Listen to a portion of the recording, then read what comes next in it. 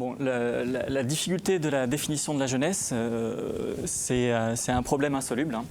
J'aime bien cette définition de Pareto qui dit qu'on ne sait pas à quel âge commence la vieillesse, comme on ne sait pas où commence la richesse. Dans la littérature scientifique, sociologique, économique, statistique, tout ce que vous voulez, il n'y a aucune convergence. Personne n'arrive à se mettre d'accord. Alors, il y a toute une partie de la sociologie qui s'est dit on va arrêter de raisonner en termes d'âge, variable continue, mais on va se dire que la jeunesse, finalement, c'est une période de la vie un peu particulière où on va franchir un certain nombre d'étapes, des étapes qui vont nous mener vers l'âge adulte. Quitter le domicile de ses parents, finir ses études, entrer sur le marché du travail, se mettre en couple, avoir des enfants éventuellement. Et donc, toute une partie de la sociologie de la jeunesse, qui a été très bien synthétisée par Olivier Galland, considère qu'on est adulte quand on a franchi chacune de ces étapes-là. On a testé quand même l'influence de chacune de ces étapes sur les modes de vie et les aspirations. On s'est dit, est-ce que le fait d'avoir un enfant, est-ce que ça change le regard qu'on porte sur le monde, sur la société? Est-ce qu'on a des conditions de vie qui sont différentes? Est-ce que le fait d'être en couple ou pas, est-ce que ce sont des étapes qui amènent un basculement, un changement de comportement et d'attitude? On s'est aperçu que finalement, chacune de ces étapes-là n'est pas constitutive en elle-même d'un changement radical des modes de vie. On peut se dire, tiens, avoir des enfants quand même, se mettre en couple, c'est quand même pas la même chose. Ça change bien sûr les comportements, les pratiques, le niveau de vie, mais en termes de représentation et de valeur, ça ne change pas grand-chose.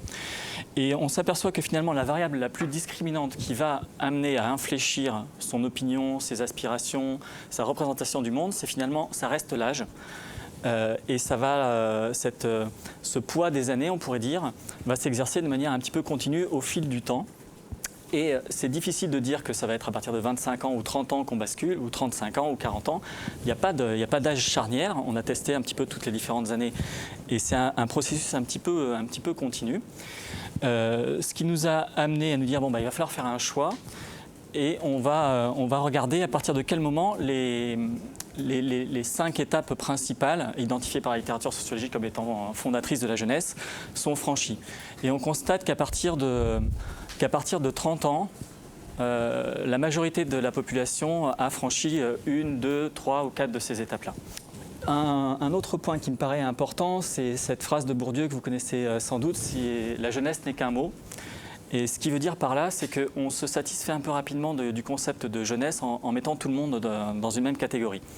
Et au sein de cette même catégorie de la jeunesse, les 18-29 ans dans notre recherche, il faut bien voir qu'il y a des situations qui sont complètement différentes. Il y a des gens qui sont célibataires, d'autres qui sont en concubinage, d'autres qui sont mariés.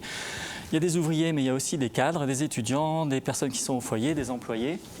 Donc, bien entendu que ces personnes-là, avec des profils complètement différents, n'ont pas les mêmes valeurs, les mêmes aspirations et les mêmes modes de vie. Il y a des personnes qui gagnent, qui dans leur foyer, perçoivent plus de 3 000 € par mois. Il y en a d'autres qui vivent avec 900 €, moins de 900 € par mois. Donc, bien entendu que les conditions de vie de chacun, les aspirations, la représentation qu'on se fait de la société n'est pas du tout la même. Alors, en termes de valeurs, les images qu'on peut se faire de la jeunesse, elles sont empreintes de clichés qu'on a tous, les uns les autres. Vous allez taper sur Google, vous commencez votre recherche par « les jeunes sont ». Qu'est-ce qu'ils sont les jeunes? Voilà, Google vous dit que la plupart des recherches vous donnent les jeunes sont paresseux, blasés. Alors ça change un petit peu au fil du temps, mais ils sont aussi désenchantés, dépolitisés. Il y a toute une partie du cahier de recherche qui est consacrée à l'image qui est renvoyée par les médias de la jeunesse, et on voit que c'est une image qui est empreinte de clichés. Alors, qu'est-ce qu'on peut dire sur ces clichés? Par exemple, un des clichés qu'on associe à la jeunesse, c'est une jeunesse militante.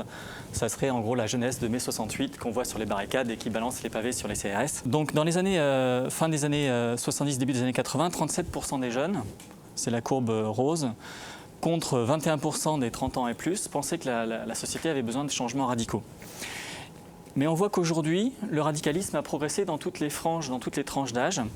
Et il n'y a plus de différence entre les plus âgés et les plus jeunes aujourd'hui. On voit bien que ça concerne toutes les tranches d'âge, et c'est dans une société qui se durcit, où l'instabilité professionnelle augmente, où la difficulté d'accès à un logement s'intensifie, où il y a l'impression que le pouvoir d'achat se réduit comme peau de chagrin, qu'on est dans une société ensablée où il y a de moins en moins de classes moyennes, où l'ascenseur social est en panne.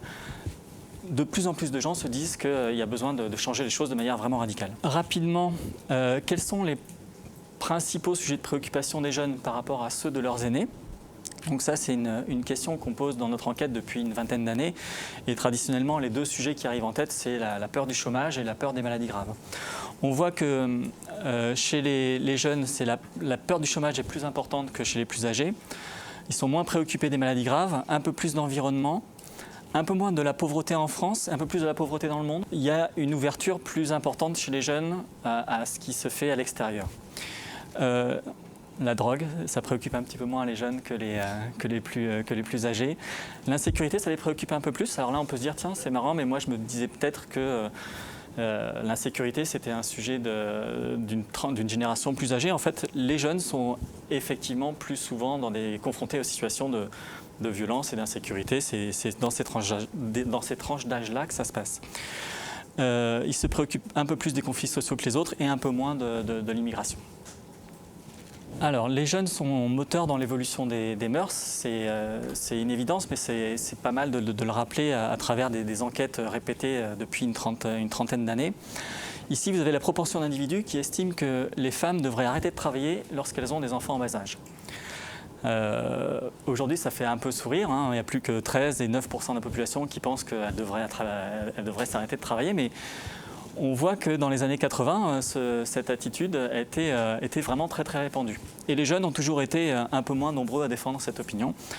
Et quelque part, ils ont toujours été un petit peu moteurs et précurseurs dans ces valeurs-là. Alors, même chose par rapport au mariage, hein, ils sont bien moins traditionnalistes. Ils se disent que le mariage, c'est une union qui peut être dissoute par simple accord des deux parties. Ce n'est pas du tout quelque chose de sacré et d'indissoluble. Par rapport au mariage entre deux personnes de même sexe ou à l'homoparentalité, là aussi, les jeunes ont un regard bien plus moderniste, enfin bien plus moderniste. Oui, pardon, j'ai lâché l'info. Ils sont toujours un petit peu en avance sur la tendance. De toute manière, tout le monde a tendance à considérer de plus en plus que oui, les deux personnes de même sexe devraient pouvoir s'unir civilement à la mairie. Il n'y a pas de raison de les en empêcher, de les priver de ces droits-là.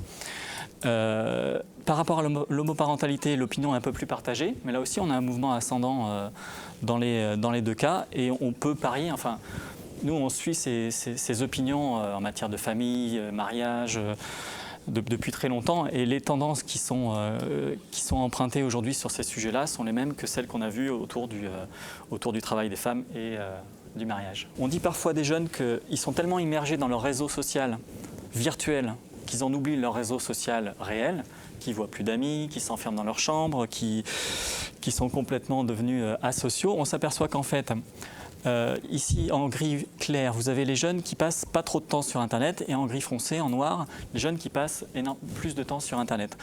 On voit que la participation à des associations culturelles ou sportives est identique, qu'on soit un internaute intensif ou un internaute peu utilisateur. Et l'autre chose que moi je trouve intéressante et qui dit beaucoup des nouvelles formes d'engagement de la jeunesse, c'est que parmi les jeunes qui passent beaucoup de temps sur Internet, on en retrouve beaucoup qui sont inscrits, qui participent à des associations engagées, on va dire, soit des associations étudiantes, de jeunes, des partis politiques, syndicats, associations humanitaires, environnementales ou associations de consommateurs. Donc les nouveaux médias, les nouvelles façons de s'informer, d'échanger, de se mettre en réseau sont beaucoup plus en résonance avec les aspirations de la jeunesse. De nouveaux outils permettent à ces jeunes de s'investir d'une autre manière. Quand on dit que les jeunes sont dépolitisés, c'est pas vrai du tout. Quand on demande à un jeune de se positionner sur l'échiquier politique de droite à gauche, tout le monde se place. Et il y a très peu de gens qui disent oh, ben moi je sais pas, tout ça, ça me parle pas. Les gens se placent. En revanche, effectivement, ils vont moins voter, ils s'inscrivent moins dans les syndicats et les partis politiques, mais ils sont dans une nouvelle forme d'expression de leur conviction politique, qui aujourd'hui a un petit peu de mal à trouver un écho dans les organisations institutionnelles qui sont actuellement en place.